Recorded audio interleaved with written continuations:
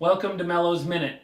Sleep, important for us and for our elderly parent or loved one, according to health coach Diane Kale.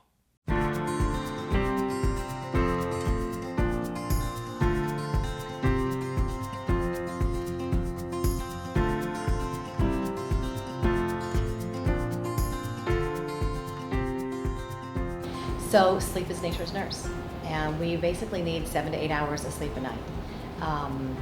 Most senior citizens may or may not be getting that due to medicines or whatever, but it is, to help you, remember, set an alarm to put yourself to sleep and set an alarm to help yourself get up. So you're not sleeping more than that a day. Basically, you need that many hours to help your body reset, kind of download what's going on in the conscious mind, subconscious to get it into the conscious, or the conscious to get into the subconscious mind. Sorry, and then it takes that for your every parts of your body to do a reset. If your mom is having troubles, getting to sleep or staying asleep, cut the caffeine away. Eat something. Don't eat unhealthy food. Don't eat junk. Don't eat high carbs. Don't eat high sugar foods before you go to bed.